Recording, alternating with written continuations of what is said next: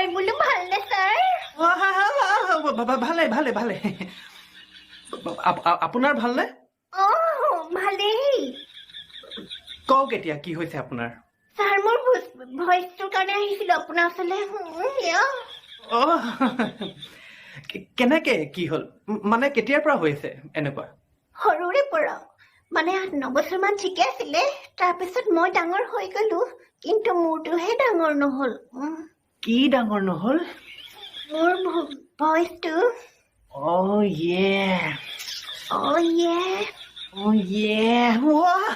সেইটো কথা। और अभी तो रुको। বাৰু এতিয়া কওকচোন আপুনি কি বিচাৰিছে? মই বিচাৰিছো যে আপুনি মোক কৰক। কি? হেল্প।